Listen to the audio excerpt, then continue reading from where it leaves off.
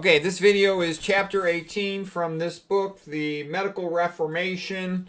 And what we're going to talk about in this chapter 18 is mitochondrial inhibitors.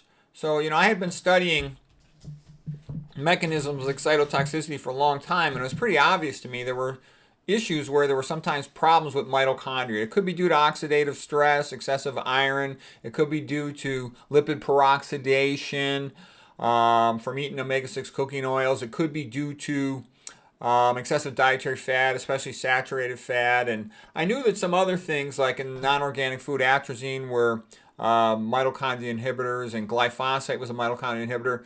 But, I wanted to understand it better. I went back through all my biochem books. I own like 7 biochemistry books, and none of them had anything on mitochondria inhibitors. I'm like, that's ridiculous, okay?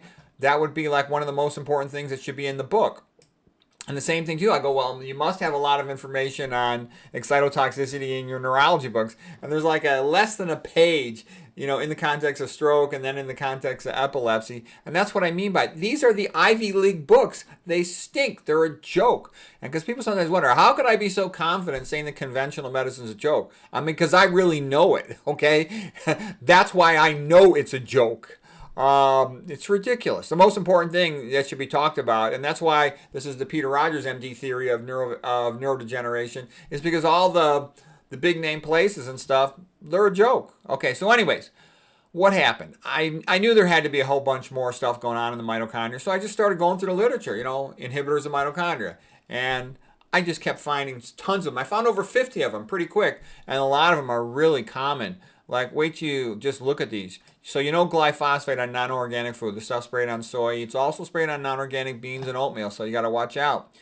That's why I recommend organic if you're going to eat those things. All right, what else? Atrazine, the stuff sprayed on non-organic corn, on the GMO corn. Okay, it's not only a mitochondrial toxin, it's also estrogenic chemical. And here's bisphenol A. And that was a big learning experience, that a lot of these estrogenic chemicals, they're also neurotoxins. And I think it was Seralini, he's a big famous researcher of estrogenic chemicals, and he said, don't even call them estrogenic chemicals. Call them estrogen and neurologic disrupting chemicals, because 80% of them are toxic to the brain. And then not only that, a lot of the ones like soy, it's toxic to the thyroid. It's goitrogenic, goiter-inducing. It's harmful to the thyroid. So, soy is like a typical thing where you get all this pushback. There's all these idiots that haven't read anything, don't know the original papers, the basic science of it, sit there and tell you soy is good for you. Yeah, right. And then all these low IQ chumps believe them. Okay, so anyways, what am I also saying? You look at, F minus, okay, stuff in your tap water. That's a mitochondria inhibitor too. So these are common thing. There's many people that are exposed to at least 5 of these, if not 10 of these. Look at statins, inhibit coenzyme Q in the intermitochondrial membrane electron transport chain. Okay, so this really can add up. And a lot of times that's why people are so sick. They're nickel and dimed to death, the death by 1,000 cuts, and they don't even know. They have no idea what's going on. They're totally oblivious. But when you look at it intelligently, you can say, well, gee, I could avoid taking a statin. Gee, I could avoid glyphosate. Gee, I could filter my water, avoid F minus. Gee, I could avoid omega-6 cooking oils, avoid the toxic byproducts like hydroxynonenal. Okay, I could test all the colored plates and cups in my house for lead, and make sure I don't eat off anything with lead in it. Okay, that's easy to do. Okay, I could avoid aluminum. I won't cook on aluminum. Okay, I will not use deodorant.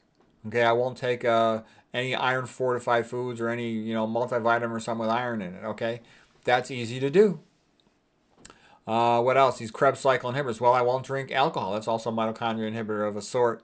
Arsenic. Well, I'll get the rice with the lowest arsenic, and I won't have other things, like some of the Apple-related products. That's another way to avoid it. I'll avoid anything that causes traumatic brain injury. Okay. These are all very doable things. I'll avoid processed food because they got all the antifungals in there, which are also mitochondria inhibitors. Anything that's going to be harmful to bacteria and fungi is probably going to be harmful to us. So you don't want to you want to avoid it if you can. And here's another thing I think is funny. Metformin is a mitochondria inhibitor, complex 1. And that's kind of a big joke to me because I know, fellowship trained, board certified doctors is asking me, oh, should I take metformin to increase my longevity? I'm like, dude, Open a book and read about it, okay? Why would you take a mitochondria inhibitor? The mitochondrial theory of aging basically says the more you inhibit or damage your mitochondria, the more sicker you get, the less long you live. You don't want to do that, okay? Hg, mercury, which is common contaminant in high fructose corn syrup. They used to advertise high fructose corn syrup as a preservative, and they wouldn't say it's because it's often contaminated by mercury. Okay, look at all these psych meds, selective serotonin reuptake inhibitors. A lot of them are mitochondria inhibitors. And I told you just in a previous lecture, a couple lectures ago, I wouldn't take those things. I think that they are, they cause a slow lobotomy. All this, almost every single psych drug is bad. I'm not aware of a good one. Maybe there's some good one I don't know about. I'm not aware of it. Psychiatry just poisons their patients like so many other fields in medicine. It's a disgrace. I mean, I came from this noble sport of wrestling where everybody wanted to be good. Then I get into medicine and we poison all these stupid patients with all these toxic drugs, and everybody pretends like it's just business as usual, but it's wrong. Okay, let's see. I just mentioned all these SSRIs, and they can block it at several different sites. Some of them, like trazodone, blocking it complex 1, sertraline's blocking it, ATP synthase. Okay, and there's a lot of other things that are toxic, like trichloroethylene. For example, I won't go to the dry cleaner, so sometimes I'll get teased. Oh, your suit is wrinkled. You know what? It's good enough. Okay, I'm not walking ever into a dry cleaning place. I would never use liquid paper, degreasers, any of these toxic chemicals. And I see a lot of people work with toxic chemicals. They don't even open their door. Let your place air out. Okay. What are some of the other common ones in here? We talked about fat. All dietary fats will eventually, in excess amounts, lead to insulin resistance, but sat fat especially.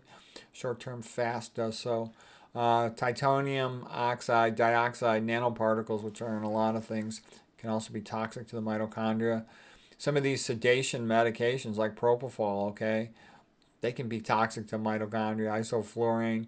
That's one of the reasons too. Like I said, I went for a colonoscopy many years ago. I wouldn't go for one anymore. Now that I understand it better, I don't think it's necessary for somebody like me whose risk is so low. But I refuse sedation. My family mocked me, but I don't. I'm always afraid it's going to have a long-term persistent effect. Furosemide is relatively common, a late water pill diuretic.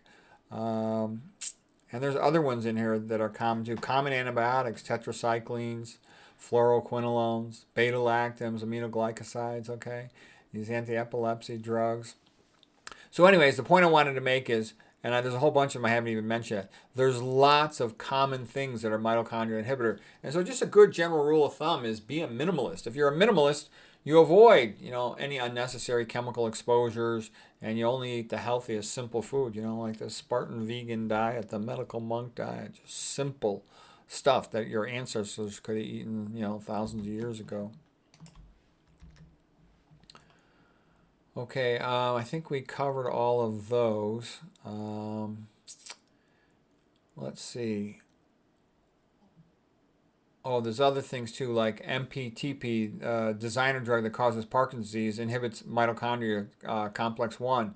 So that's great. That's real reassuring. Things that inhibit the mitochondria, they're associated with causing diabetes, insulin resistance. They're associated with causing Parkinson's disease.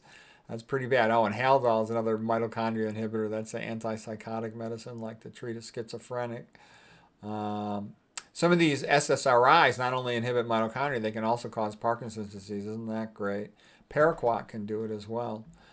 Okay, how to avoid excitotoxicity. We talked in just the most recent lecture about getting your adequate amounts of potassium and magnesium by eating plant foods, plus you get your antioxidants that way. You get your nitrates, precursors of nitric oxide that way. It's all good.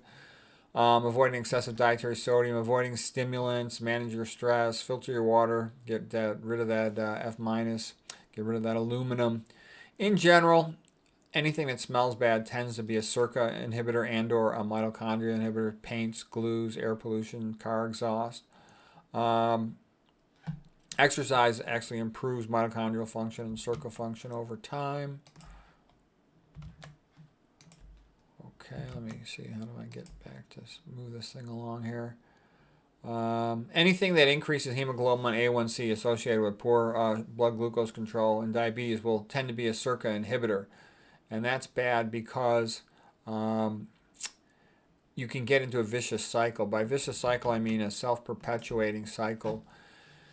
Inhibitors of SERCA lead to increased insulin resistance. Increased insulin resistance causes increased diabetes, causes increased blood glucose, hyperglycemia, and the hyperglycemia then will be associated with advanced glycation end products, glycating hemoglobin and other proteins, and that's associated with decreased SERCA function. So it can cycle back on itself and progressively just get worse and worse. So you want to break the cycle by avoiding dietary fat and high dietary sodium, for example.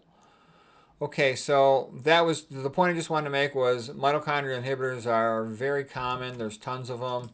So by simplifying your life, you can avoid most of them. If you want, you can look back at that list. You can hit the print screen button. That's a good thing. You might want to slave that slide. That's a valuable thing. You can't find that information too easy. So mitochondrial inhibitors are a big deal. And anything that inhibits mitochondria means the neuron and other cells in your body are less able to make ATP. ATP, adenosine triphosphate, is energy.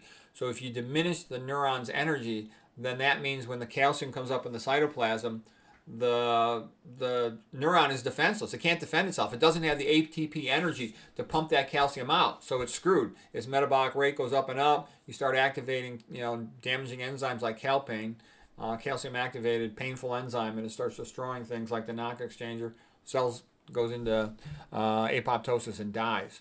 All right, so you need to have high energy to be able to fight off all these problems. And that's kind of like a little bit like my general philosophy to a health is be simple.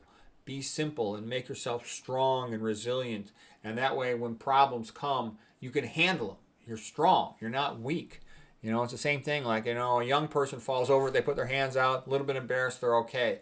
A weak old person, with a walker, they fall over and they fracture a bone, and it could be, they could die after that. Okay, they're so fragile. Like at least like a third of them die after a hip fracture. So, anyways, that was just the point that mitochondrial inhibitors are a big deal. In a sense, what am I saying with all this? Mitochondrial inhibitors are excitotoxins because they have the same net effect of diminishing a person's ability to get calcium out of the cytoplasm. So the net effect of mitochondrial inhibition is increased calcium in the cytoplasm, thus an excitotoxin effect. And what I'm basically saying is awareness of this just makes you realize here's over 50 more new excitotoxins for your brain. And it's pretty simple to avoid them, so protect your brain by doing that. Okay, I hope that was helpful.